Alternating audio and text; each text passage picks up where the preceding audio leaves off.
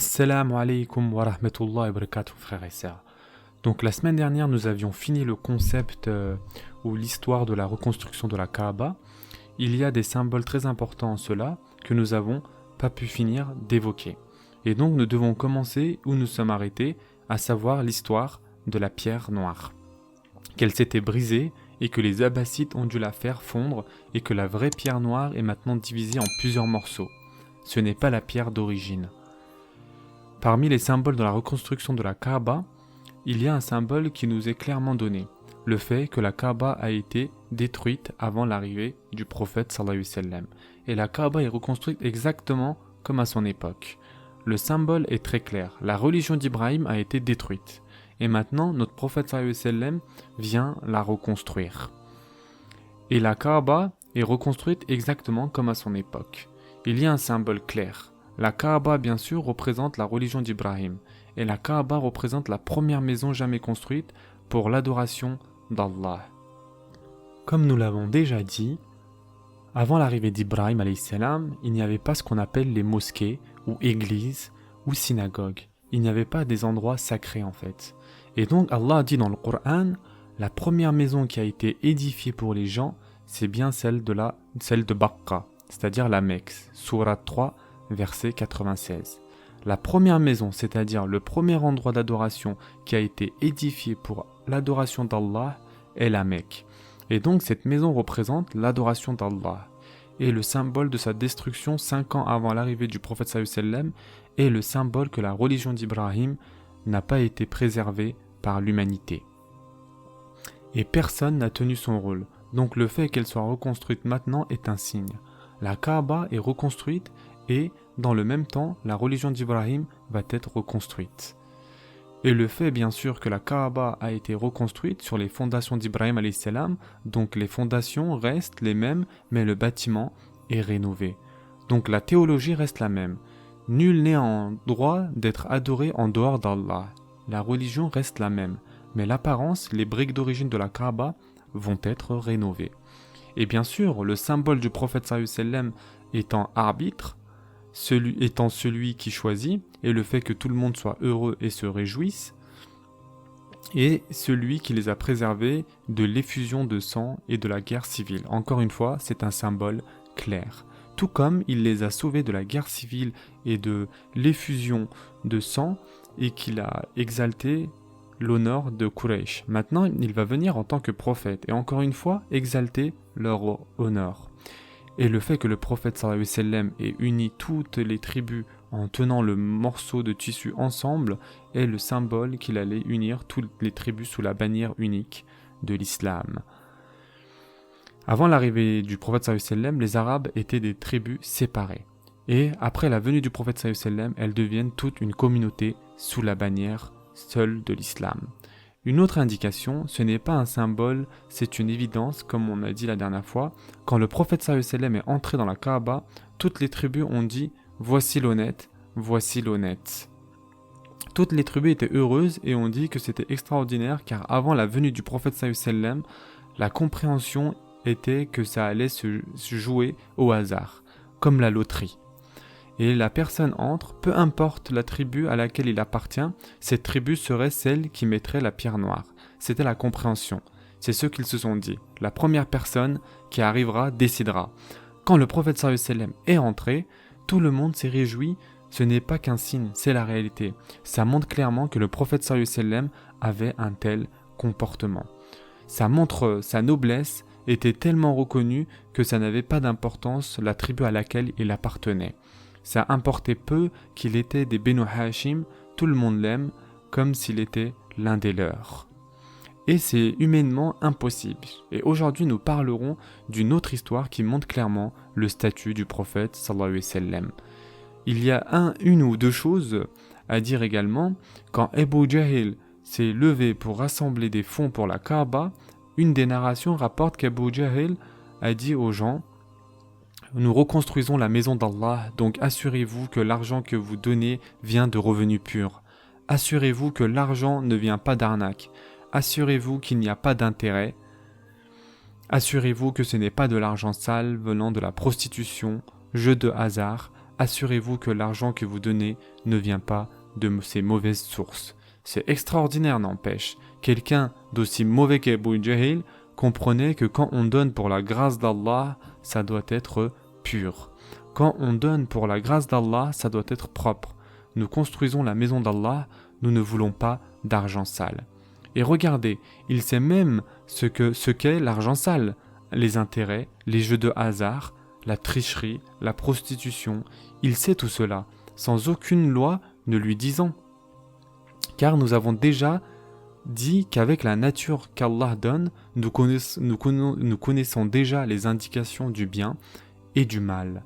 Pour la première fois dans l'histoire de la construction de la Kaaba a été construite un peu plus petite que les fondations d'Ibrahim, comme nous l'avons dit et expliqué dans le dernier épisode.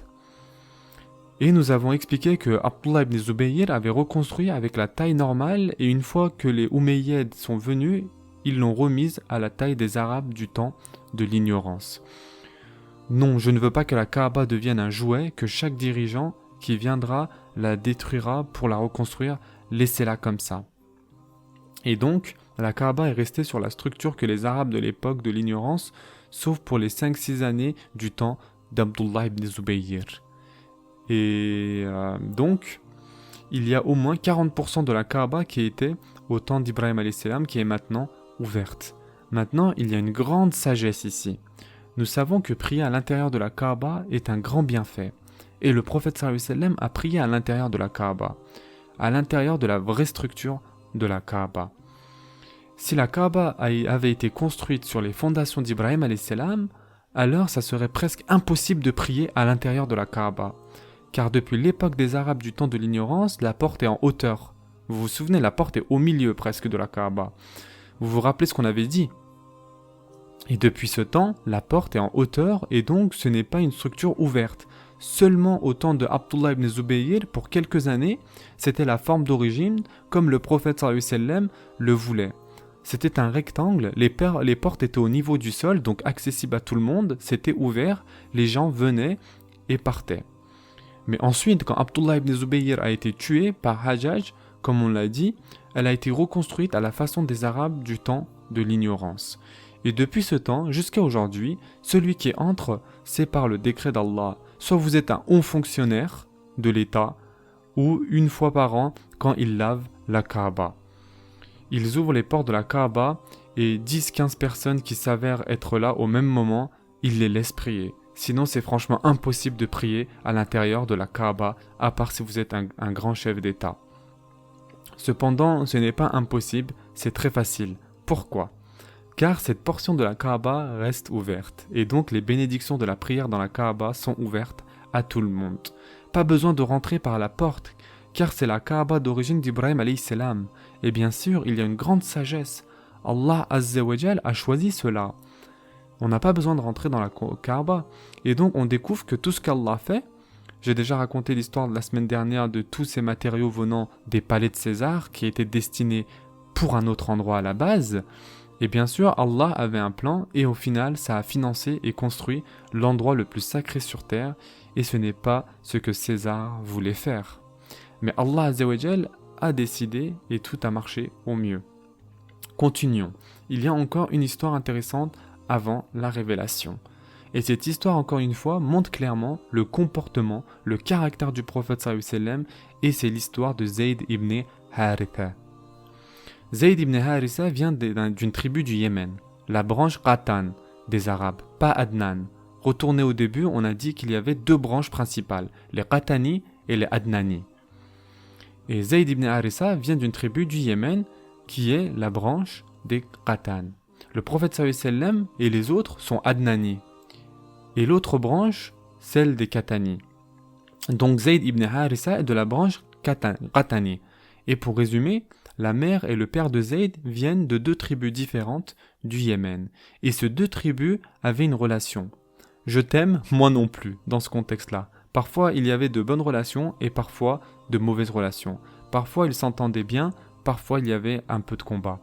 Donc, un jour, la mère de Zayd a pris Zayd, son nom était Souda, elle a pris Zayd dans sa propre tribu et il s'avère qu'un petit conflit a éclaté.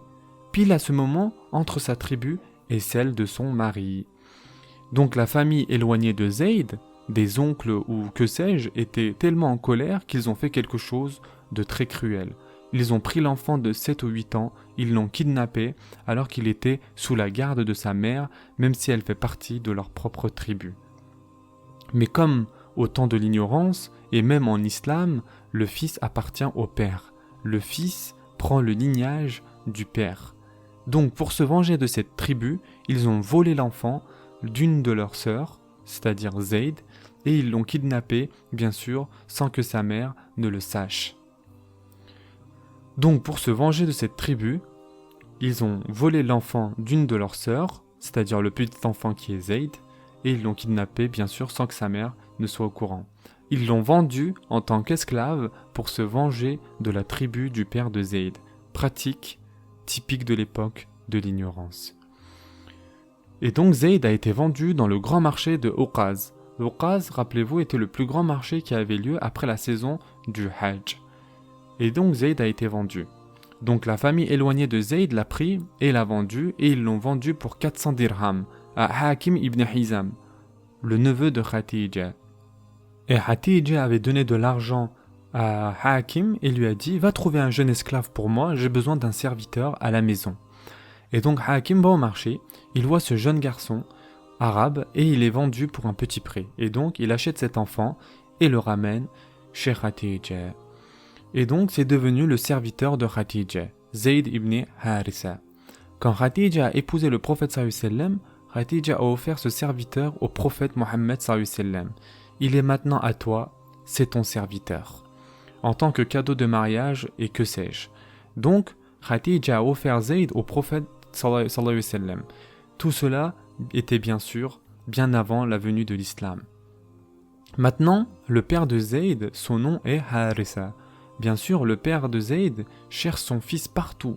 Il pleure tout comme dans l'histoire de Youssouf. Il se rend fou de passion, de chagrin, de colère, et il répand la nouvelle partout. Un enfant de notre tribu, voici ses caractéristiques, ce à quoi il ressemblait quand il était plus jeune. Si quelqu'un a entendu parler de lui, s'il vous plaît, venez me voir. Et il s'avère que durant une saison de Hajj, encore une fois, tout se passe à l'époque de l'ignorance, quelqu'un de cette partie du monde du Yémen a vu Zayd et a reconnu qu'il avait un aspect de la tribu du père de Zayd. Ce n'est pas un Qurayshi. Et la plupart des esclaves venaient d'Éthiopie ou d'autres pays. Donc c'est un esclave arabe, il vient du Yémen, ses caractéristiques sont différentes, et en lui posant quelques questions, il a compris que c'était bien Zayd. C'est le garçon que le père recherche activement. Et donc quand ils sont rentrés du Hajj, ils ont dit au père de Zayd « Nous pensons que nous avons trouvé ton fils, il est à la Mecque, la ville sainte de la Mecque, et c'est l'esclave d'un petit-fils de Abdul Muttalib. Tout le monde connaît Abdul Muttalib. » Donc le père était très content. Il a rassemblé tout l'argent qu'il avait, il prend autant d'argent que possible et il part avec son frère. Ils ont voyagé vers la Mecque directement dès qu'ils ont eu l'argent et ils sont allés à la Mecque. Ils arrivent à la Mecque et demandent où est Mohammed, le petit-fils d'Abdul Muttalib. Et on lui dit il est à la Kaaba ou dans le Haram. Il prie dans la zone du Haram où il est assis. Donc il y va et approche le prophète sallallahu alayhi wa sallam et il a dit ô Mohammed ibn Abdul Muttalib, il le lit à son grand-père. Tu es du lignage du plus noble et Allah t'a béni. Il a continué à faire son éloge, même si ce n'est pas encore un prophète, mais il a fait quand même son éloge pour une autre raison. Vous êtes un peuple sur qui on peut compter, Allah vous a donné tant de bienfaits. Ô Mohammed, nous voulons récupérer notre fils qui a été injustement volé, kidnappé et vendu en tant qu'esclave. Donc pour résumer, il a dit, voici ce qui s'est passé, et donc il lui dit, Zayd est mon fils.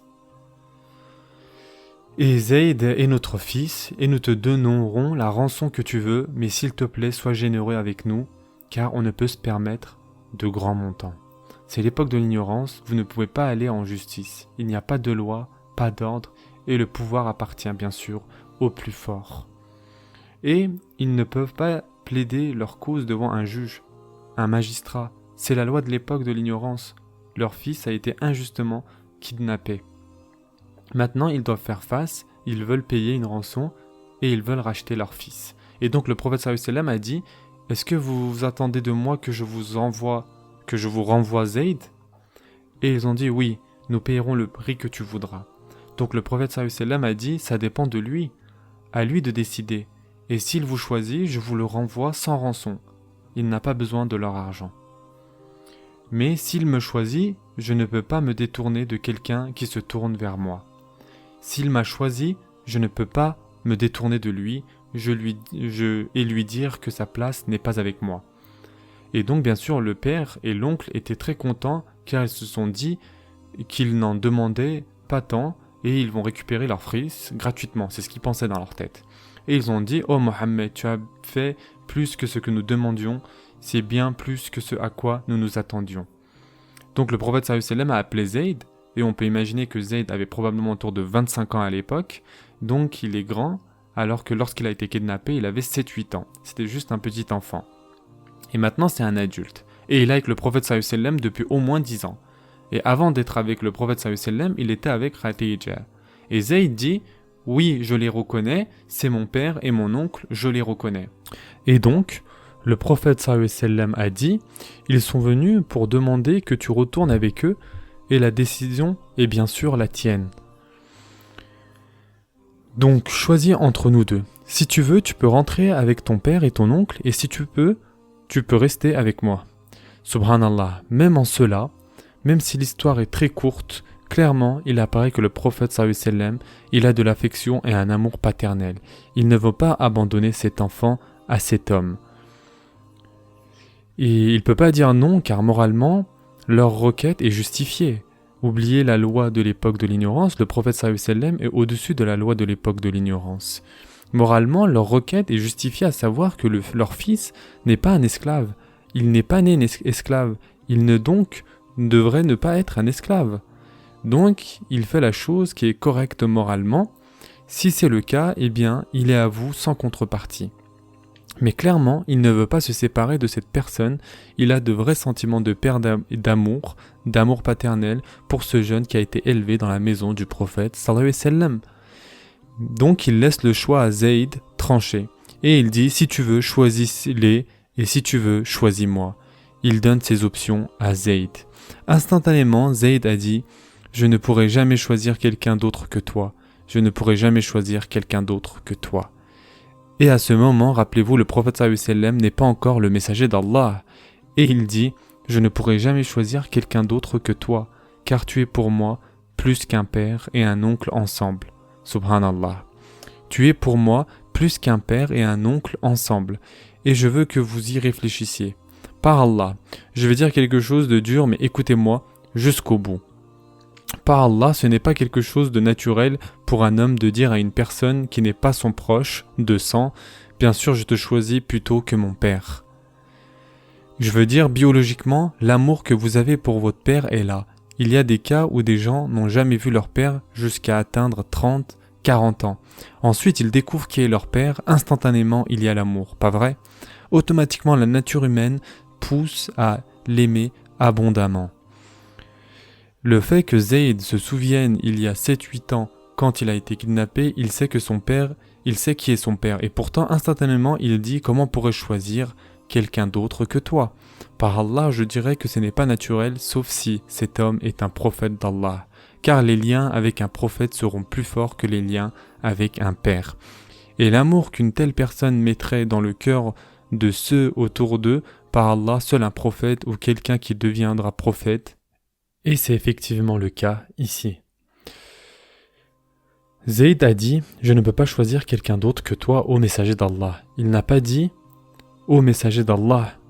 Et il ne pouvait pas l'appeler Mohammed, car c'était le maître.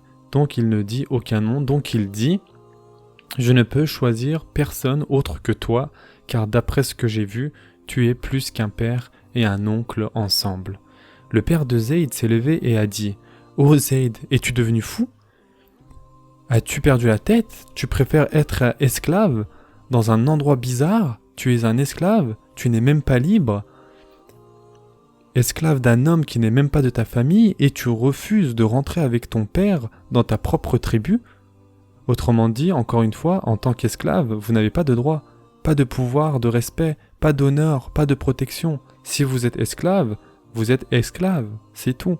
Et tu préfères être un esclave d'un étranger plutôt que revenir avec moi, ton père, dans ton propre pays. Es-tu devenu fou?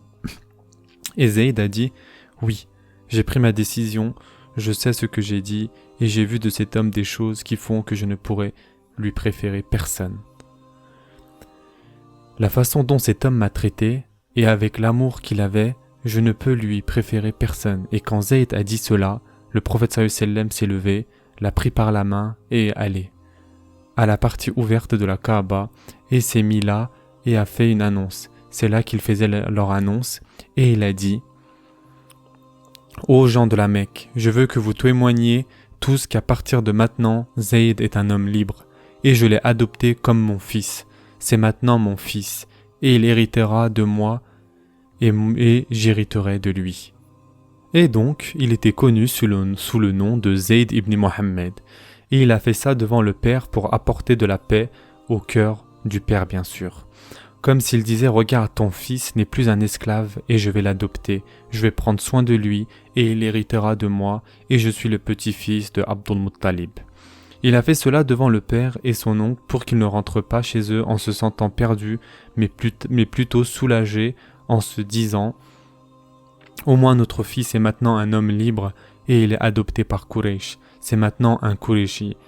Pas par le sang, mais au moins le même respect lui sera donné. Et donc il a adopté Zayd ibn Harissa et bien sûr après ça il était appelé Zayd ibn Mohammed. Et Ibn Omar, un jeune homme du début de la période mécoise, il n'a pas connu Zayd quand il était jeune, mais quand l'islam avait commencé. Ibn Omar est le fils de Omar ibn al-Khattab, Abdullah ibn Omar. Ibn Omar a dit: nous ne connaissions pas Zayd sous un autre nom que Zayd ibn Mohammed. Je ne savais pas que Zayd avait un autre nom que Zayd ibn Mohammed jusqu'à ce qu'Allah révèle le verset 5 de la sourate 33. C'est après le début de la période médinoise, bien plus tard, 30 ans après cet incident, Ibn Omar dit: je ne savais pas du tout que Zayd n'était en fait pas Zayd ibn Mohammed. Car la relation était telle jusqu'à ce qu'Allah révèle la sourate, la sourate 33, et dans le 5e verset de la sourate les coalisés, que dit Allah? Appelez-les du nom de leur père, c'est plus équitable devant Allah. Sourate 33, verset 5. Et c'est là que le prophète sallallahu alayhi wa sallam a rechangé le nom de Zayd en Zayd ibn Harissa et non pas Zayd ibn Mohammed. Et Ibn Shahab Azhari, un savant célèbre de début de l'islam, selon lui, Zayd a été la première personne à accepter l'islam. Et il est dit que les premières personnes à avoir accepté l'islam sont Khadija, Abu Bakr, Zayd, Ali, ce sont les 4 principaux. Et donc Zayd est une de ces rares personnes de qui il a été dit qu'il a été l'un des premiers à accepter l'islam. Et bien sûr, les gens ont essayé de réconcilier ces narrations en disant que le premier Qurayshi à accepter l'islam parmi les hommes était Abu Bakr. La première femme était Khadija et le premier esclave libéré était Zayd et le premier enfant était Ali. Et donc ils ont essayé de réconcilier ces opinions, mais l'important c'est que Zayd est l'un des premiers convertis à l'islam. Et Zayd était très aimé par le prophète sallallahu alayhi wa sallam à l'époque de l'ignorance. Zayd avait épousé Ayman, la servante d'Amina, la mère du prophète sallallahu alayhi wa sallam. Et quand Amina est décédée, Ayman a pris la charge du prophète sallallahu alayhi wa sallam et donc Ayman est devenue la première auxiliaire. Pas nourrice, elle ne l'a pas nourri, elle ne l'a pas allaité, mais elle a pris soin de lui, donc elle est devenue comme une mère nourricière, mais elle n'allaitait pas, tout simplement. Donc Ayman, on ne sait pas quel âge elle avait à l'époque, mais probablement une jeune femme quand elle travaillait pour Amina. Et donc, probablement 15 ans, ou 10 ans de plus que le prophète sallallahu alayhi wa sallam.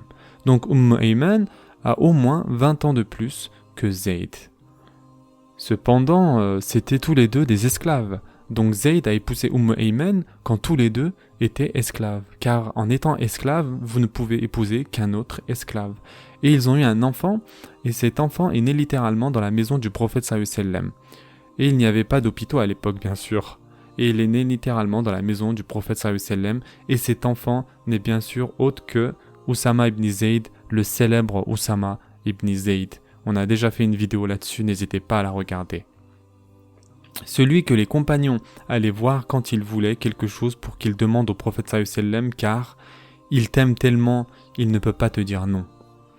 Si tu vas voir le prophète sallallahu alayhi wa sallam, il ne te refusera rien. Il l'appelait Oussama, le bien-aimé du prophète sallallahu alayhi wa sallam, car il l'aime et il aime son père. Oussama était comme un bébé chez le prophète sallallahu alayhi wa sallam, élevé depuis qu'il était bébé, enfant, et donc Oussama avait ce statut spécial de celui qui est né chez le prophète sallallahu alayhi wa sallam, et il a été élevé dans ce foyer. Et bien sûr, son père Zayd n'est pas moins loti, et quand le prophète sallallahu alayhi wa sallam l'a adopté et l'a libéré, ça voulait dire qu'il aurait le même statut que les autres Qurayshi. Et donc le prophète sallallahu alayhi wa sallam l'a encouragé à épouser sa propre cousine Zaynab bint Jahsh. Et ça montre bien sûr qu'il voulait enlever tous les souvenirs de l'esclavage de Zayd. Car en tant qu'esclave, vous ne pouvez pas épouser une femme noble. Donc Zayd était un esclave. Quand il est libéré et devient Zayd ibn Muhammad, pour renforcer ce statut, le prophète sallallahu alayhi wa sallam lui dit d'épouser sa propre cousine, Zaynab bint Jahsh, la fille de sa tante, sa propre cousine. Pour renforcer ce statut, bien sûr. Comme vous le savez, le mariage n'a pas marché. Il y avait des tensions et ça amène à une autre histoire, à la 5e année de l'Hégire, quand Allah révèle dans le Coran que le prophète sallallahu alayhi wa sallam doit épouser Zaynab. Et c'est le seul commandement dans le Coran où Allah a acté le mariage. Il n'y a pas eu de mariage car Allah l'a acté. Il n'y a pas besoin de témoins car c'est dans le Coran. Pas besoin de tuteur car Allah subhanahu wa ta'ala l'a révélé. Et c'est bien sûr après que Zayd l'ait divorcé depuis plusieurs mois. Et c'est une question tendue, et on en parlera des mauvaises interprétations des non-musulmans au sujet de cette histoire. C'est une des femmes de Zayd et Zaynab qui divorça par la suite, et après cela, il a épousé d'autres Qurayshia. Donc Zayd a épousé plusieurs Qurayshia. Ça montre clairement qu'après sa libération, il n'avait plus rien d'un esclave. Au passage, un point intéressant au sujet de Zayd est qu'à chaque fois que le prophète envoyait un groupe, Zayd était le chef. Personne n'a jamais été le chef de Zayd. Et il a été envoyé au moins pour 10 expéditions, et pour chacune d'entre elles, Zayd était le commandement. Ça montre le statut que le prophète sallallahu alayhi wa sallam a donné à Zayd. Et au final, bien sûr, Zayd a été martyr alors que le prophète sallallahu alayhi wa sallam était encore en vie. C'était à la bataille de Mu'tah, et c'était la bataille principale entre les musulmans de l'époque et les Romains. Le prophète sallallahu alayhi wa sallam n'y a pas participé, mais il a envoyé un grand contingent. C'était à la bataille bien sûr de Mu'tah, une des plus grandes armées que les musulmans n'avaient jamais rassemblées après la conquête de la Mecque, et Zayd ibn Harissa en était le chef. Il a dit, et cet ordre était sans précédent, il a réalisé que ça allait être une bataille difficile, Zayd est le chef. Et si quelque chose lui arrive, alors mon cousin Ja'far ibn Abi Talib est le chef, le frère de Ali. Et si quelque chose lui arrive, alors Abdullah ibn Rawaha, il a mis 3 personnes aux commandes, l'une après l'autre. Et les 3 sont décédés dans la bataille de Mu'tah, et la question se posait de savoir qui allait commander. Et c'est là que Khalid ibn al-Walid, radiallahu anhu, alors qu'il venait de se convertir à l'islam, peut-être un mois avant Mu'tah, donc il vient en tant que soldat, les autres gens dans l'armée, comme les autres gens de l'armée, disent « Oh Khalid, tu es le général bien connu, prends le contrôle ». Et c'est là que Khalid est devenu celui qu'il est devenu. Et au retour, le prophète sallallahu alayhi wa sallam a dit « Tu es l'épée d'Allah, Sayfullah ». À la bataille de Mu'tah, Zayd est décédé. Son propre cousin, Ja'far, est décédé et Abdullah ibn Rawaha est décédé. Un autre compagnon bien-aimé est décédé. Et c'est un des épisodes les plus douloureux de l'histoire de l'islam pour le prophète sallallahu alayhi wa sallam. Quand la nouvelle de tout cela est arrivée, c'était un épisode très douloureux. Le Coran était révélé pour eux, mais n'est plus récité aujourd'hui. Il n'est pas récité, il a été révélé à l'époque. Et bien sûr, Zayd est tombé en martyr. Oussama a pris la responsabilité par la suite. Oussama même, si c'était un jeune garçon, probablement 16 ans, Le prophète sallallahu alayhi wa sallam l'a désigné pour aller combattre la bataille suivante contre les Romains. Et c'est là que lui-même, le prophète, est décédé, alors que l'armée quittait tout juste Médine. Et c'est là que la crise est survenue entre Abu Bakr et Omar. Omar a dit « Tu ne peux pas envoyer Oussama, c'est juste un enfant, comment peux-tu envoyer Oussama ?» Et Abu Bakr a dit « Comment est-ce que je pourrais désigner une personne autre que le prophète sallallahu alayhi wa sallam ? Es-tu devenu fou ?» Et Abu Bakr a dit « Comment est-ce que je pourrais désigner une autre personne autre que le prophète sallallahu alayhi wa sallam a désigné en fait ? Es-tu fou ?» Bien sûr, c'est une autre question dans la vie d'Oussama ibn Zayd. Après cela, et subhanallah, ça suffit comme bienfait pour Zayd ibn Harissa d'être le seul compagnon à avoir été mentionné par son nom dans le Coran. Le seul nom dans tout le Coran, pas même Abu Bakr n'est mentionné par son nom. Certes, il est mentionné implicitement. Que penses-tu, ô Abu Bakr, de deux compagnons dont le troisième est Allah? C'est dans Al-Bukhari et Al-Muslim. Il est clairement fait référence à Abu Bakr, mais il y a un bienfait que même Abu Bakr n'a pas eu. Et certains de compagnons ont dit, si Zayd était en vie quand le prophète sallallahu alayhi wa sallam est décédé, Zayd aurait été le calife. Il était aimé à ce point par le prophète sallallahu alayhi wa sallam. Et bien sûr, Allah mentionne dans le Coran, puis quand Zayd eut cessé toute relation avec elle, sourate 33, verset 37. Le seul compagnon dont le nom sera récité jusqu'au jour du jugement, le seul compagnon est celui-ci, Zayd ibn Harissa. Abdullah ibn Omar, le même qui a dit « Je n'avais jamais su que Zayd ibn Mohammed n'était pas en fait Zayd ibn Mohammed jusqu'à ce que Allah révèle la sourate les coalisés. » Ensuite, son nom a changé. Le même Abdullah ibn Omar est allé se plaindre une fois à son père. Le calife de l'époque, Omar ibn al-Khattab, il a dit en fait, il est allé voir son père et il a dit « Mon cher père, comment peux-tu donner un salaire à Oussama ibn Zayd plus élevé que le mien ? Les deux travaillent pour l'État islamique, les deux ont un salaire, comment se fait-il que son salaire soit plus élevé que le mien ? Tu es mon père, tu es le calife, comment se fait-il que son salaire soit plus élevé que le mien ? » Et donc Omar ibn al-Khattab a dit « Car il était plus aimé par le messager d'Allah que toi, et car son père était plus aimé que le messager d'Allah, par le messager d'Allah que ton père. » Il s'agit du calife et de son propre fils, car il donne plus d'argent à Oussama qu'à son fils. Car il est plus aimé par le messager d'Allah que toi, et car son père était plus aimé par le messager d'Allah que ton père, c'est-à-dire lui-même, Omar ibn al-Khattab. Regardez l'honnêteté de cet homme, regardez l'honnêteté. Je sais que le prophète sallallahu alayhi wa sallam aime Zayd plus qu'il ne m'aime. Comment pourrais-je donner à son fils un salaire moins élevé que celui que je te donne ? Et cet incident où Zayd a choisi le prophète sallallahu alayhi wa sallam au lieu de son propre père et de son propre oncle, par Allah, c'est frappant quand on y pense. C'est difficile de comprendre et c'était avant qu'il ne soit le messager d'Allah. Et au moins, après qu'il soit le messager d'Allah, on comprend qu'il y a une motivation religieuse. Après qu'il soit le messager d'Allah, c'est logique. C'est arrivé avant qu'il ne soit le messager d'Allah, avant que la révélation d'Allah ne descende. Et pourtant, Zayd dit « Je ne peux choisir autre que toi. Tu représentes plus qu'un père et un oncle. » Par Allah, c'est extraordinaire. Comment était cette religion ? Comment le comportement du prophète sallallahu alayhi wa sallam était ? C'est quelque chose qui nous laisse, bien sûr, sans voix. On peut juste y réfléchir et contempler. Et par Allah, cet incident nous dit plus sur l'attitude du prophète sallallahu alayhi wa sallam que si nous avions plusieurs histoires de ce qu'il avait fait.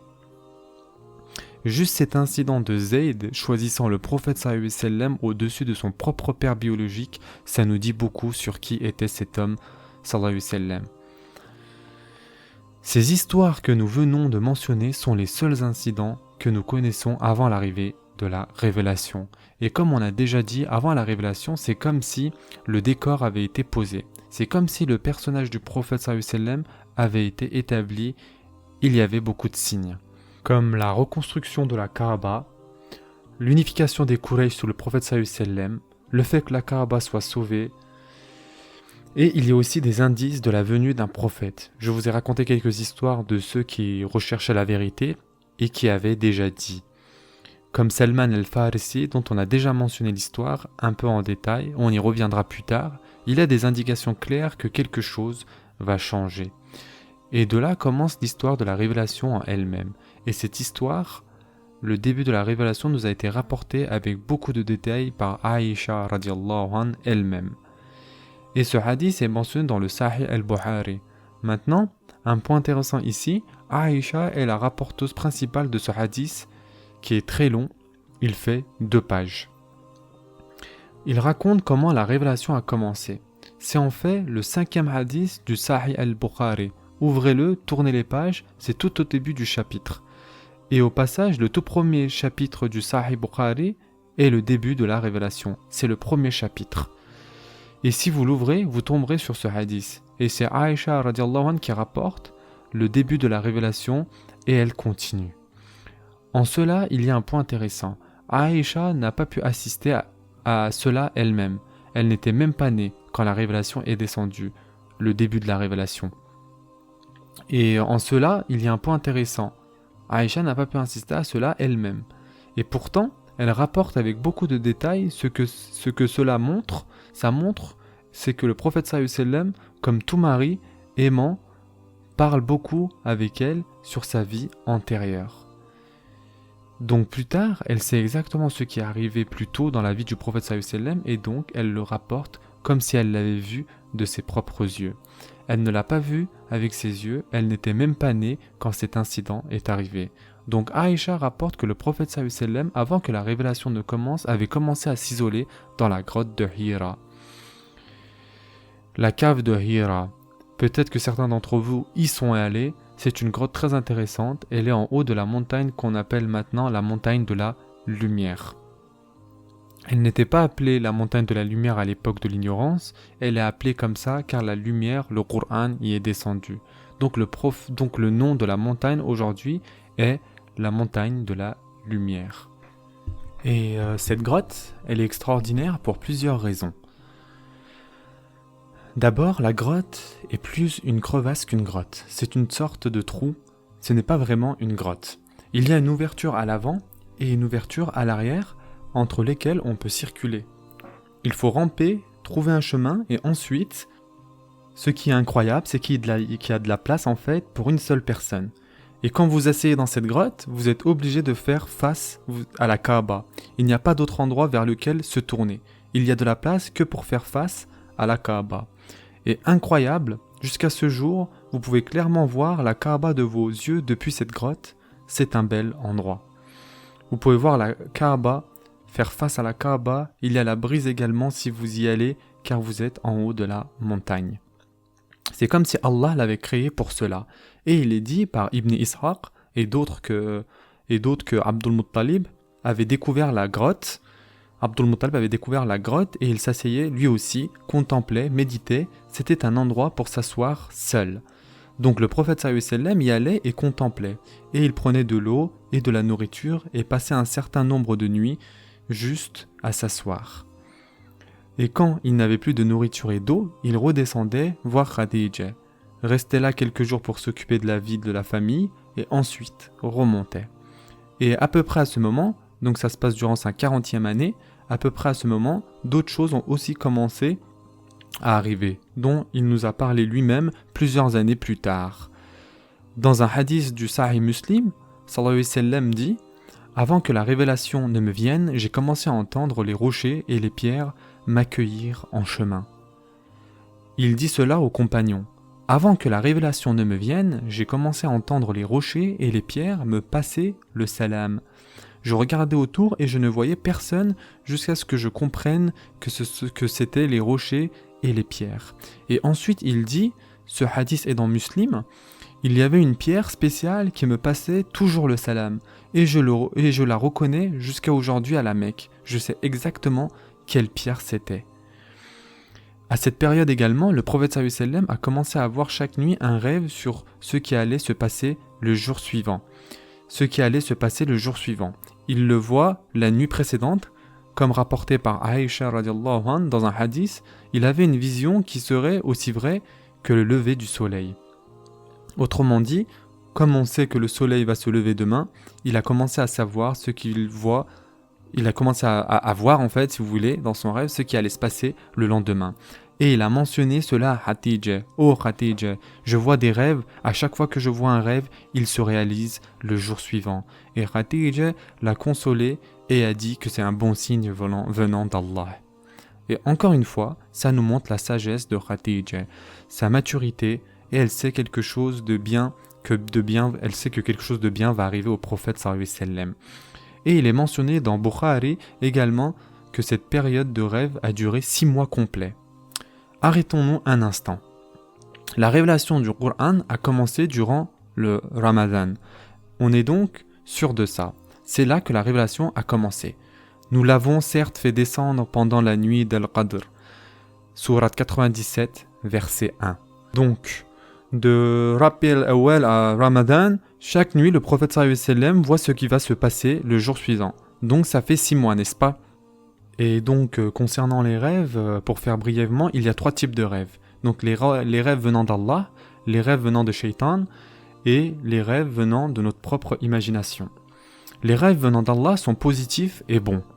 Ils apportent un bon sentiment, ils ne font pas peur. Les rêves venant d'Allah pourraient être des visions de ce qui va arriver. Donc, vous voyez ce qui va arriver le lendemain, l'année prochaine ou 10 ans plus tard, comme le prophète sallallahu alayhi wa sallam a vu qu'il allait faire le tawaf autour de la Kaaba. Et Allah mentionne que le prophète sallallahu alayhi wa sallam a vu dans un rêve qu'il allait faire le tawaf et se raser ses cheveux. Oui, Allah confirme la vérité de la vision accordée à son prophète. Vous pénétrerez donc en sécurité dans la mosquée sacrée, si Allah le veut, la tête rasée et les cheveux coupés, et vous n'aurez pas peur. Sourate 27, verset 48. Ou dans les 6 mois, ou ça peut être des rêves symboliques, donc vous voyez des symboles, mais vous ne comprenez pas ce qu'ils sont. Ceux-ci doivent être interprétés. Ils viennent d'Allah subhanahu wa ta'ala. Les rêves venant d'Allah ne font jamais peur. Ils apportent des nouvelles du futur et en règle générale, des bonnes nouvelles du futur. Les rêves qui viennent de Shaitan font peur. Ce sont donc les cauchemars. Ils ne sont jamais vrais. On ne doit pas les suivre. C'est la tactique de Shaitan pour nous faire peur. On doit se détourner de Shaitan et de ses rêves et ne pas les raconter. Et ensuite, nos propres rêves, comme nous avons dit, ce sont les rêves que nous faisons tous les jours. Si on pense par exemple à une belle voiture, on va rêver que nous la conduisons. C'est notre propre imagination et le signe de ce rêve est qu'il disparaît de la mémoire. Tous les matins, on se réveille, on se rappelle très vaguement. On fait un rêve, tout est clair et en 5 minutes, on oublie tout complètement. Ça ne vient ni d'Allah ni de Shaitan, c'est notre propre imagination. Ce sont donc les 3 types de rêves. L'important est que le prophète sallallahu alayhi wa sallam voyait tous les jours pendant 6 mois ce qui allait passer le jour suivant. Pourquoi est-ce que ça se produit ? Les pierres qui passent le salam, le fait de voir ses rêves. Il y a 2 raisons. D'abord pour lui indiquer que quelque chose d'énorme va se produire, et ce n'est pas normal. Il passe par une phase de transformation, si vous voulez. Il doit être prêt pour un grand événement qui va se produire. Ensuite, certains savants ont ajouté ici que l'institution de la prophétie, le fait d'être prophète, demande un entraînement spirituel et psychologique pour y arriver. Allah impose cela. Donc le prophète sallallahu alayhi wa sallam est formé. Il est transformé en messager d'Allah et on ne saura jamais les détails de la manière dont c'est arrivé. Mais ça indique que les choses se passent différemment. Pendant 6 mois, il voit des rêves chaque nuit, il entend des pierres lui dire salam et ne comprend pas pourquoi, mais il sait que ces créatures, ces êtres lui parlent. C'est comme si le prophète sallallahu alayhi wa sallam était formé psychologiquement, mentalement, spirituellement pour être prêt pour la grande révélation. Comme on a dit, ça a duré 6 mois et à ce moment, le prophète a commencé à s'isoler de la société et à adorer Allah de plus en plus. Et pas de tout, notre religion encourage les moments de solitude, se couper du monde et se concentrer sur l'adoration d'Allah subhanahu wa ta'ala. Cependant, ce n'est plus une sunna de se couper de la société et de s'en écarter. C'est quelque chose que le prophète sallallahu alayhi wa sallam a fait avant que la révélation ne descende. Quand la révélation est descendue, il n'est pas retourné à la grotte de Hira une seule fois. Et il y a certains groupes qui disent que ça nous montre que nous avons besoin de solitude, d'aller dans des grottes, dans des endroits cachés. Et il y a un groupe, je ne veux pas mentionner quel groupe en particulier, une version mystique de l'islam. Il y a des groupes qui littéralement, tout comme le prophète sallallahu alayhi wa sallam s'est coupé de la société, eux aussi vont se couper de la société dans une grotte et prendre que de l'eau et des dattes par exemple. S'asseoir pendant 1 mois, 2 mois, 6 mois et vous ne faites rien d'autre que méditer et contempler. Il est très facile de corriger cette mauvaise compréhension. Le prophète sallallahu alayhi wa sallam a fait cela quand il n'y avait pas encore eu de révélation. Dès que la révélation est arrivée, plus besoin pour lui de faire cela. Donc il n'est jamais retourné à Hira pour adorer là-bas. Il n'est jamais retourné à ce genre de solitude. Et si une personne veut vraiment la solitude, alors le prophète sallallahu alayhi wa sallam nous a enseigné la bonne manière de le faire. Prier la nuit pendant que tout le monde dort. Et Allah dit dans le Coran que la nuit, quand les étoiles apparaissent et que tout le monde dort, les vrais serviteurs sont en adoration. Donc pour ceux qui veulent vraiment ce genre de solitude, la prière de nuit est là pour eux. Et c'est la solitude dans notre religion. Dans certaines narrations, qui ne sont ni mentionnées dans le Sahih Bukhari ni dans le Sahih Muslim, dans certaines narrations, il est mentionné qu'un des samedis du mois de Ramadan, le prophète sallallahu alayhi wa sallam a vu une lumière et a entendu un bruit. Il a regardé autour de lui et il n'a rien trouvé. Et ensuite, le dimanche, la même chose est arrivée. Il a vu une lumière claire et il a entendu un bruit et il a regardé autour, mais il n'a rien pu trouver. Le hadith dans le Sahih Muslim dit que quand il a été demandé au prophète sallallahu alayhi wa sallam « Pourquoi jeûnes-tu le lundi, ô messager d'Allah ?» Le prophète sallallahu alayhi wa sallam a dit « Je suis né un lundi et la révélation a commencé un lundi. » Donc la révélation a commencé dans les 10 derniers jours du mois de Ramadan, donc un lundi. C'est ce dont nous sommes certains. Et ce jour-là est pour nous la nuit d'Al-Qadr. La nuit avant et la nuit d'Al-Qadr. Donc la révélation a commencé un des 10 derniers jours du mois de Ramadan, un lundi. Et comme je l'ai dit, il y a certaines narrations disant que le lundi et le dimanche, il y avait entendu quelque chose. Et il a vu quelque chose, mais il ne pouvait distinguer aucun être. Il sait que quelque chose se passe.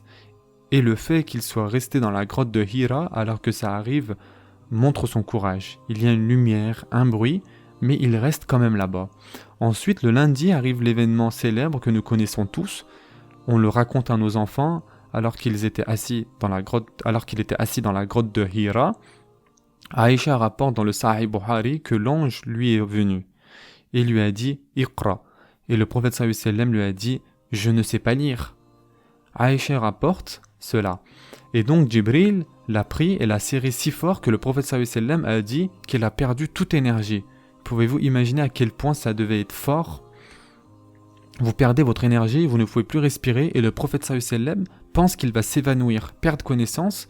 Ensuite, il l'a relâché. Ensuite, il lui a redit « Lis, Iqra ». Donc, il a encore dit « Je ne sais pas lire ». Donc, pour la seconde fois, il le serre si fort qu'il pensait ne pas résister jusqu'à ce qu'il ne le lâche. Et la troisième fois, il a dit « Lis au nom de ton Seigneur qui a créé l'homme d'une adhérence. Lis, ton Seigneur est le très noble, celui qui a enseigné par la plume, il a enseigné à l'homme ce qu'il ne savait pas. » Sourate 96, versets 1 à 5. Quelques remarques avant de continuer. D'abord, pourquoi Jibril le serre-t-il? Pourquoi Jibril le serre-t-il si fort qu'il pense ne pas pouvoir résister?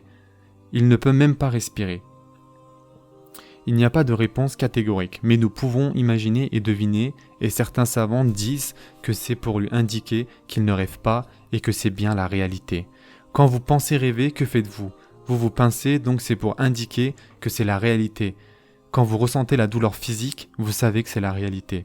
Vous ne rêvez pas, donc ça indique que c'est la réalité. D'autres ont dit que Jibril indique que ce message lourd va lui être inspiré. Nous allons te révéler des paroles lourdes, très importantes. Sourate 73, verset 5. Ça ne va pas être facile et c'est douloureux physiquement pour le prophète sallallahu alayhi wa sallam de recevoir la révélation. Et on en reparlera c'était douloureux. C'était une expérience qui demandait beaucoup d'énergie, d'être inspiré par Jibril, ce n'est pas chose facile. Et Allah dit qu'il va donner au prophète sallallahu alayhi wa sallam une révélation lourde pour montrer que ce sera difficile. Et certains savants ont déduit, et encore une fois Allah sait mieux, il n'y a pas moyen de vérifier bien sûr, certains savants ont déduit que c'était une indication qu'il allait devoir faire face à 3 épreuves importantes au point qu'il croirait que ce serait la fin pour lui. Mais à chaque fois Allah lui offrira une sortie. Ces 3 épreuves étaient le boycott, quand les musulmans pendant 2 ans et demi n'avaient quasiment rien à manger, la tentative d'assassinat et l'hégire, pendant laquelle une fois de plus le prophète sallallahu alayhi wa sallam était littéralement, Allah lui a envoyé un certain nombre de miracles comme vous le savez, et sinon toute autre personne ne s'en serait pas sortie. Et ensuite bien sûr la période la plus difficile pour le prophète sallallahu alayhi wa sallam était la bataille de Uhud. Il était entouré par les Quraysh, il allait presque le trouver et sallallahu alayhi wa sallam saignait déjà de 3 endroits au visage. C'était un moment difficile. Les compagnons ne savaient pas où il était seulement avec 2-3 compagnons, il ne savait pas où le prophète sallallahu alayhi wa sallam était. Donc c'est 3 fois. C'est comme s'il lui était indiqué, tu vas avoir 3 expériences traumatisantes, mais à chaque fois, Allah subhanahu wa ta'ala te sortira de la situation. Une fois de plus, Allah sait mieux pourquoi Jibril alayhi salam a serré le prophète sallallahu alayhi wa sallam 3 fois. Quant à la révélation en elle-même, bien sûr, Iqra a 2 sens. Iqra a 2 sens en arabe. Le premier sens de Iqra est de lire sur une feuille et le deuxième sens de Iqra est de réciter de mémoire. Iqra veut dire lire et Iqra peut vouloir dire réciter. C'est le cas jusqu'à aujourd'hui. Si vous dites à un garçon Iqra Qur'an, il va vous demander de mémoire ou du livre. Car le verbe comprend les 2 sens. Donc quand Jibril alayhi salam lui a dit Iqra, le prophète sallallahu alayhi wa sallam a compris lire une feuille. Donc il a répondu je ne suis pas de ceux qui savent lire. Je ne sais pas lire, je suis illettré, on ne m'a pas enseigné comment lire, comment pourrais-je lire? Jibril ne voulait pas dire en fait lis une feuille, Iqra, mais pas dans le sens de lire une feuille, il allait continuer pour montrer comment réciter. Donc une fois de plus il l'a testé, il lui a dit Iqra, c'est-à-dire récite, et donc le prophète sallallahu alayhi wa sallam comprend lire, et il dit je ne sais pas lire. Donc la 3e fois, quand il dit cela, c'est comme si Jibril lui disait « Je ne te demande pas de lire une feuille, non, lis au nom de ton Seigneur qui t'a créé. » Donc la 3e fois, quand il dit cela, c'est comme si Jibril lui disait « Je ne demande pas de lire une feuille, non, lis au nom de ton Seigneur qui a créé. » Ta récitation vient directement d'Allah, pas d'une feuille. Ta récitation sera au nom d'Allah, avec la bénédiction d'Allah, une communication avec Allah subhanahu wa ta'ala. Lis au nom de ton Seigneur. La récitation sera Bismi Rabbik. Le B peut vouloir dire que quand tu récites, tu dis Bismillah et c'est beau. Lis au nom de ton Seigneur, la récitation sera Bismi Rabbik. Et le B peut vouloir dire que quand tu récites, tu dis Bismillah et c'est beau. Le premier verset révélé n'est pas Bismillah, c'est Iqra Bismi Rabbik. C'est très profond. Il lui dit qu'il doit réciter au nom de son Seigneur. Et quand tu récites, récite au nom de ton Seigneur. Ça peut aussi vouloir dire Iqra bismi rabbik, et le B peut vouloir dire tu réciteras par Allah. Ta récitation sera par Allah. On appelle ça le ba asababiyya en arabe. La récitation viendrait directement d'Allah. Pas besoin de réciter de toi-même. Il y a d'autres sens du ba, parmi lesquels Allah t'aidera dans cette récitation. Ba al-ma'iyya, Allah va t'aider quand tu récites. Tu n'as pas besoin de savoir, Allah va te dire quoi réciter, que réciter. La conclusion, c'est que Jibril lui dit « Je ne te demande pas de lire un parchemin, tu vas réciter directement ce qu'Allah subhanahu wa ta'ala te révèle. » Qui est-ce? Le Seigneur qui a créé. Qu'a-t-il créé? Tout. Lis au nom de ton Seigneur qui a créé. Sourate 96, verset 1. Ce n'est pas fini. Le verset est terminé, mais pas la phrase, car il n'est mentionné ce qu'Allah a créé. Et pas besoin de finir le verset, car il n'y a pas de clause conditionnelle. Allah a tout créé. Allah n'a pas besoin de finir la phrase pour dire ce qu'il a créé, car il a tout créé. Donc, il est dit au prophète sallallahu alayhi wa sallam, tu vas recevoir une révélation directement de celui qui a tout créé autour de toi. Ensuite, pour souligner qui est cet être, il a créé l'homme. Il a tout créé, ensuite il a créé l'homme, et maintenant il parle à l'homme, et il t'a choisi pour parler à l'homme. Il a créé l'homme d'une adhérence, l'être qui communique avec toi a créé l'homme avec ce qui purifie. Et la plupart des savants disent que c'est une référence à l'embryon humain, le fœtus qui s'accroche, l'embryon qui s'accroche au ventre de la mère. Et donc Allah dit que celui qui a créé l'homme à travers toutes ces étapes, qui a fait sortir l'homme du ventre de sa mère, cet être va maintenant t'inspirer. Il a créé l'homme d'une adhérence, lis ton Seigneur est le très noble. Sourate 96, versets 2 à 3.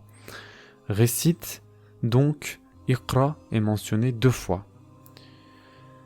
Iqra au début et Iqra dans le 3e verset, et on peut dire plusieurs choses sur cette répétition. Tout d'abord, ton rôle est de réciter et de continuer à réciter. Donc les 2 Iqra, c'est pour la répétition. Iqra et ensuite encore Iqra. Et bien sûr, c'est pour prouver dans le Coran, ton travail est de répandre le message. Ton travail est de transmettre. Dis, je vous avertis par ce qui m'est révélé. Sourate 21, verset 45. Et avertis-les par le Coran. Sourate 6, verset 51. Donc, Iqra veut dire répandre le Coran encore et encore. Et certains savants ont dit que la répétition de Iqra fait référence au savoir religieux pour le premier et le deuxième est pour le savoir de ce monde. Pourquoi ? Parce que le premier Iqra dit « Lis au nom de ton Seigneur qui a créé ». Il a créé l'homme d'une adhérence. Donc récite directement ce qui te vient d'Allah. Et le deuxième Iqra, lis ton Seigneur est le très noble, celui qui a enseigné par la plume. Lis, ton Seigneur est le plus généreux, celui qui a enseigné par la plume, enseigné à l'homme ce qu'il ne sait pas. Et donc, c'est comme si acquérir le savoir était encouragé, le savoir religieux et le savoir de ce bas monde. Et Allah Azza wa Jal nous a dit à nous, musulmans, d'apprendre le savoir religieux venant d'Allah et ensuite d'apprendre le savoir venant des hommes qui sortent des stylos. Mais comprenez que même ce savoir, je l'ai donné à l'homme. Pourquoi ? Parce que celui qui a enseigné par la plume, c'est Allah qui nous a enseigné comment écrire avec le stylo. Il a enseigné à l'homme ce qu'il ne savait pas. Et si Allah n'avait pas enseigné à l'homme, l'homme n'aurait jamais su aucune de ces choses. Même dans ce verset, subhanallah, tellement de profondeur et de puissance. Allah subhanahu wa ta'ala dit à l'homme de lire ce que les autres ont écrit. Allah encourage le savoir. Lire ce que les autres ont écrit, et cet ordre ne s'applique pas au prophète sallallahu alayhi wa sallam car il ne sait pas lire. C'est un ordre pour la communauté musulmane. Allah encourage le savoir, lire ce que les autres ont écrit. Il faut lire ce que les autres ont écrit, augmenter son savoir, et ce verset est descendu à une nation illettrée, une civilisation arriérée. Un groupe de gens qui ne savaient ni lire ni écrire. Dans toute la Mecque, il y avait peut-être 5 personnes qui savaient lire et écrire. Une civilisation qui n'avait même pas d'écriture pour écrire son langage. Il n'avait même pas d'écriture développée. Si vous essayez de lire l'arabe de cette ère, je vous garantis que très peu de personnes seraient capables de comprendre cette écriture. Car c'est une écriture sans points, pas de voyelles, pas de nuqad, rien. C'est une écriture qui est plus proche des hiéroglyphes que de l'arabe. À cette époque, Allah leur dit d'aller lire ce que les autres gens ont écrit et d'augmenter leur savoir. Et ce n'est pas une coïncidence si 100 ans plus tard, les musulmans deviennent la plus grande puissance sur Terre. 200 ans plus tard, 300 ans, 400 ans, 500 ans, ils sont devenus le bastion de la civilisation humaine. Ils ont atteint le sommet de leur période, n'est-ce pas ? Il y a des gens qui viennent étudier la médecine, la science, la chimie, l'ingénierie, le droit dans les terres musulmanes, et ensuite ils rentraient chez eux pour en faire part. J'ai déjà dit qu'il y a des cas documentés.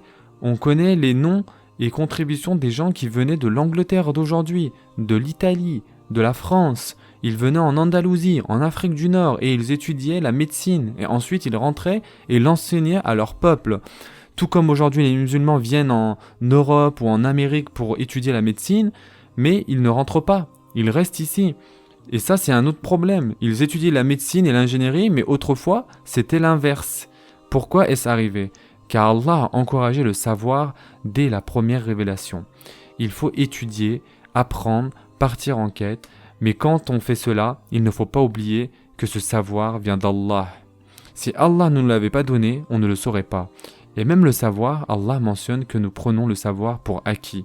Mais par Allah, c'est quelque chose de si extraordinaire. Écrire, Allah mentionne l'écriture dans ce verset. Celui qui a enseigné par la plume, il a enseigné à l'homme ce qu'il ne savait pas. Tout le concept de l'écriture, c'est un miracle. Les sons qui sortent de ma bouche, vous pouvez les enregistrer avec de l'encre et du papier. En griffonnant un bout de papier. Et vous pouvez ensuite écrire ce que j'ai dit. Et ensuite le transmettre à quiconque qui n'était pas là.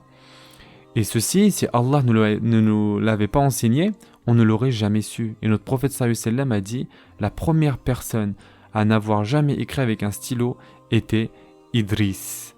Allah a enseigné au prophète Idris comment écrire. Et si Allah n'avait pas enseigné à Idris comment écrire, nous n'aurions jamais appris comment écrire. Tout le savoir de ce monde vient d'Allah, subhanallah. Allah a enseigné à Adam. Qu'est-ce que Allah a enseigné à Adam? Comment parler? Si Allah n'avait pas enseigné à Adam comment parler, nous serions comme les animaux en train de grogner et bourdonner. Nous n'aurions jamais appris à parler. Allah a enseigné à Adam alayhi salam comment parler. Allah a enseigné à Idris alayhi salam comment parler. Allah a enseigné à Nuh comment construire un bateau.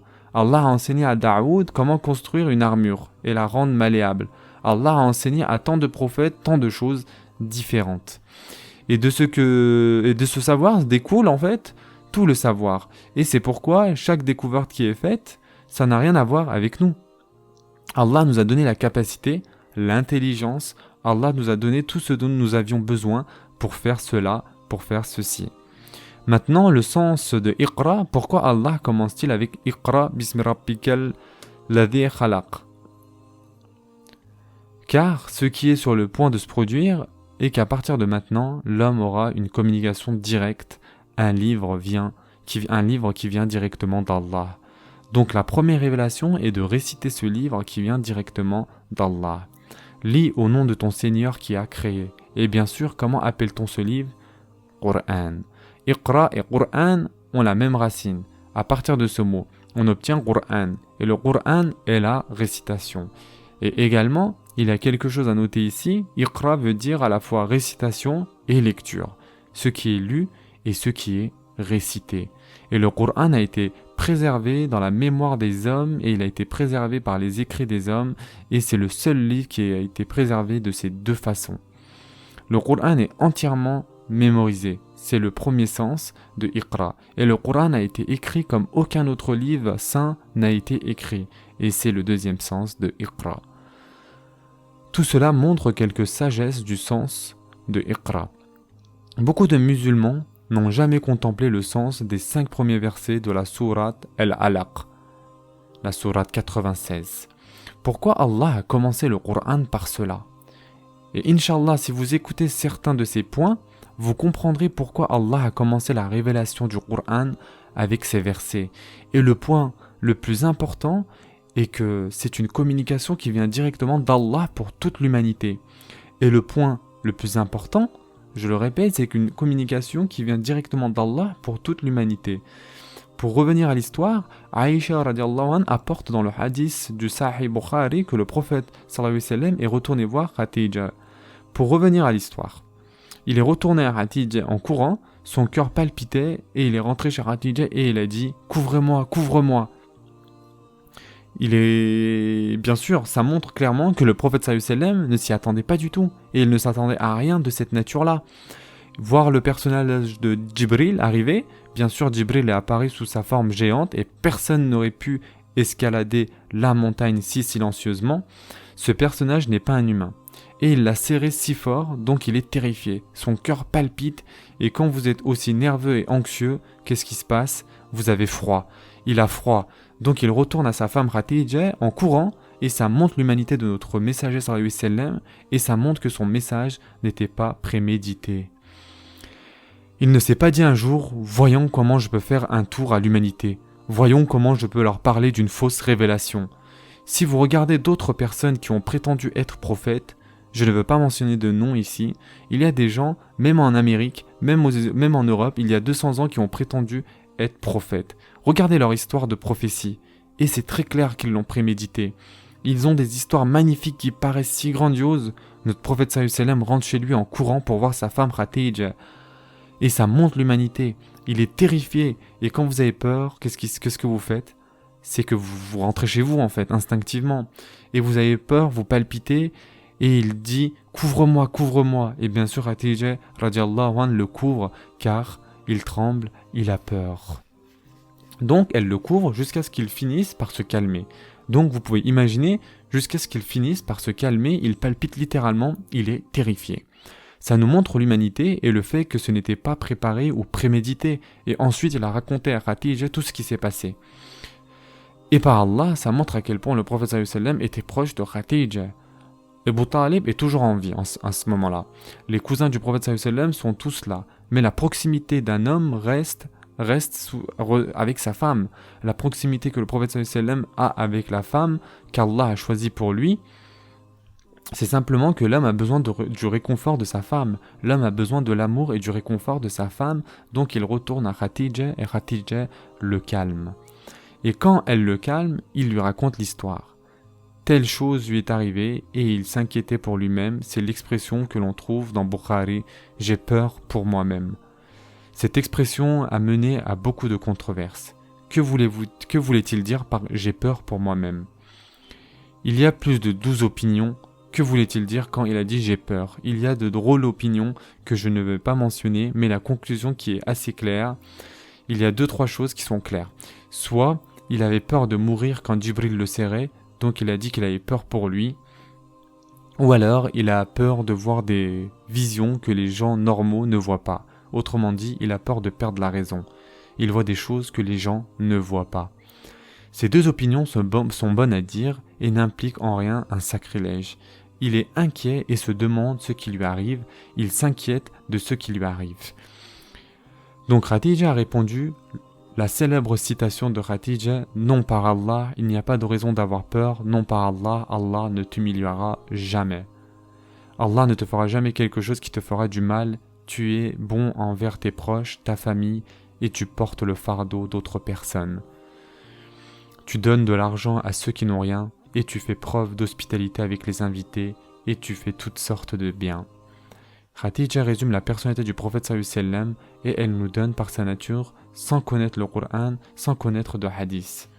Elle donne directement de son cœur la belle règle, quand vous faites du bien, Allah vous fera du bien, une simple règle. Pas besoin de mentionner tout le Coran pour connaître cette règle basique. Si vous faites le bien, Allah vous montrera le bien. Et si vous êtes pieux, Allah vous bénira. Et Khadija est certaine, elle jure par Allah, ce n'est pas possible, tu ne dois pas t'inquiéter, il n'y a pas de raison. Car tu es un homme si bienfaisant, notre Seigneur ne t'imposera jamais la souffrance ni l'humiliation. Et ça nous montre vraiment pourquoi Allah a choisi Khadija pour le prophète sallallahu alayhi wa sallam. Et c'est elle qui console, elle le calme, elle lui dit que rien ne peut mal aller, tout va bien. Et selon un livre, Khadija est allée directement, elle est allée immédiatement voir Adas. Et Adas était un esclave chrétien d'un des oncles du prophète sallallahu alayhi wa sallam, et c'est lui qui a finalement accepté l'islam à l'incident de Taïf. Quand celui-ci qui donna les raisins, vous vous rappelez celui qui donna les raisins, c'était Adas, c'était le seul chrétien vivant à la Mecque qui était un pur chrétien, c'est-à-dire non converti. C'était un Romain, ou du moins il a vécu à Rome, et il est arrivé à la Mecque comme esclave, selon une version. Khadija est partie le voir en premier et lui a demandé s'il savait ce qui se passait. Car ce n'est pas une chose à laquelle ils sont habitués. Et quand on lui a dit, il a dit comment l'ange d'Allah dans cet endroit de la Mecque où on adore les idoles, comment est-ce possible? Car il a compris que c'était un ange, donc quand Khadija a réalisé que c'était quelque chose qui avait un lien avec le judaïsme et le christianisme, alors selon la narration dans Bukhari, elle est allée voir Waraqa ibn Nawfal. Waraqa ibn Nawfal est bien sûr le cousin de Khadija, il est plus âgé.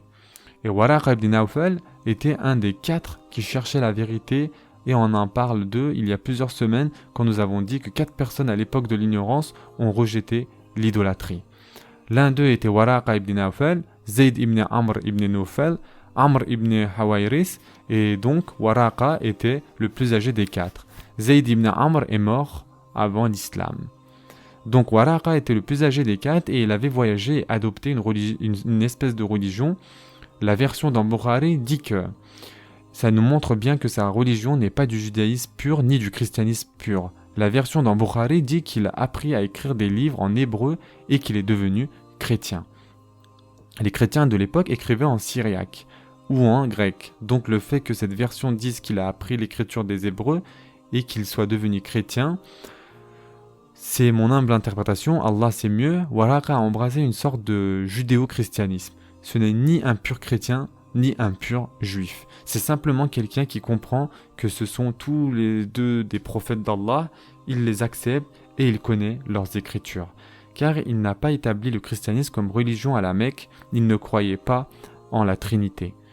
C'est quelqu'un qui croit aux prophètes des juifs et des chrétiens, mais il n'adore pas comme les juifs et les chrétiens. Et il connaît les écritures des juifs et des chrétiens, donc c'est un hanif. C'est sa propre personne si vous voulez. Et il a dû savoir, à ce moment-là, il était aveugle, proche de la mort. Donc comme vous le savez tous, Khadija emmène le prophète sallallahu alayhi wa sallam voir Waraqa ibn Nawfal.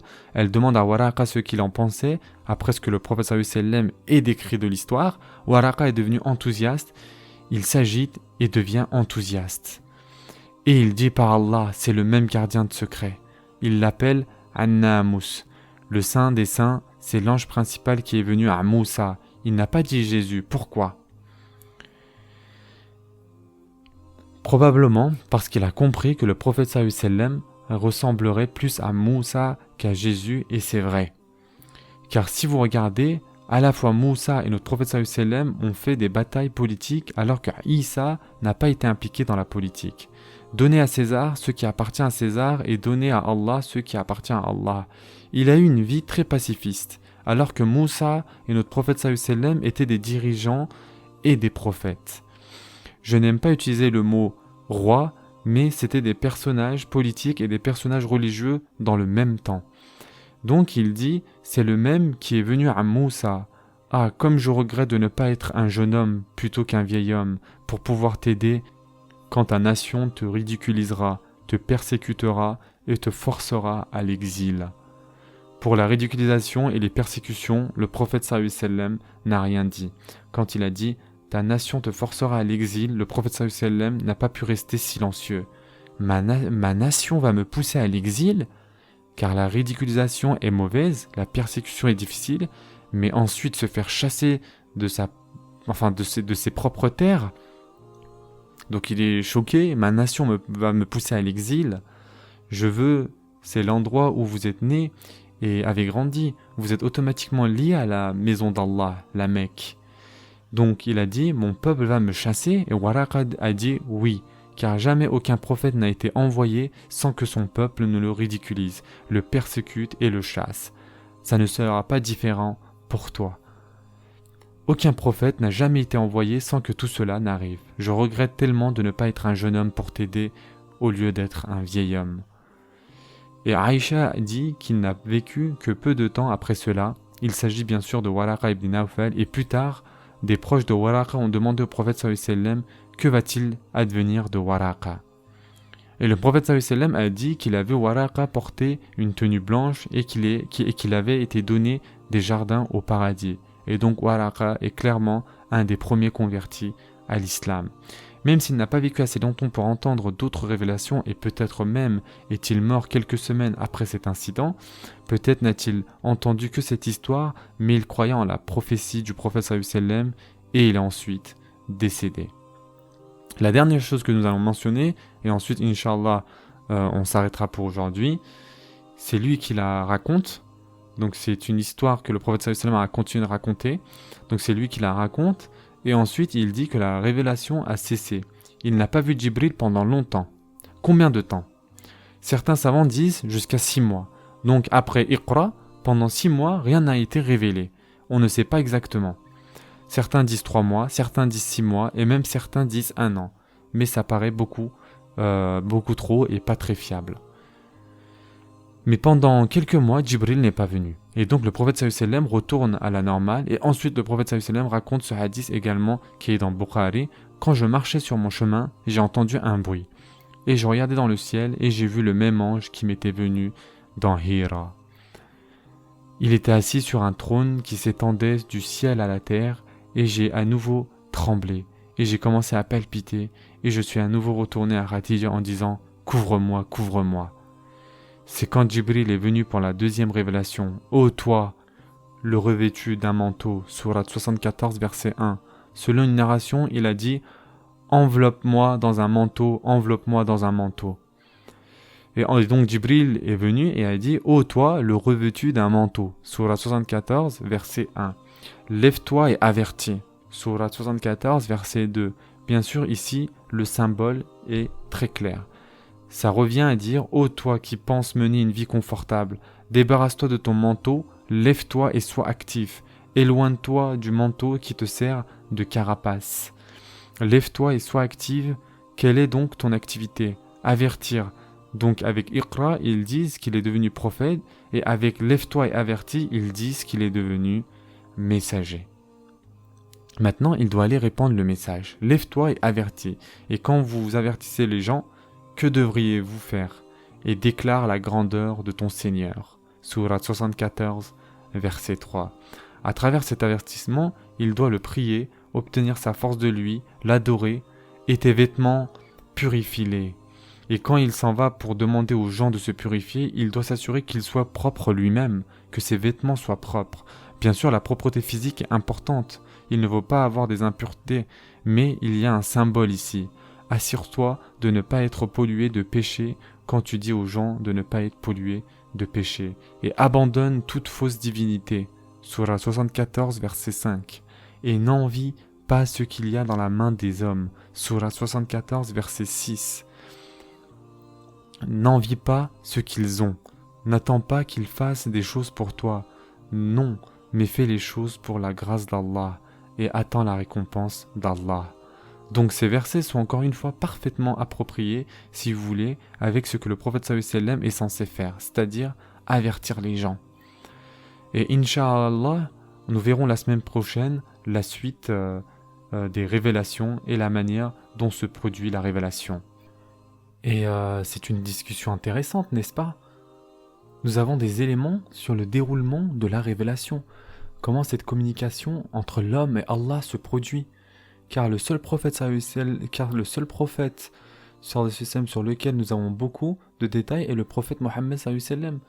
Donc nous avons quelques détails sur les types de révélations et comment elle a été préservée et ce qu'a fait le prophète sallallahu alayhi wa sallam de ce début de révélation. Donc on verra tout ça, Inch'Allah, la semaine prochaine. Prenez soin de vous, mes frères et sœurs, et à très prochainement, Inch'Allah.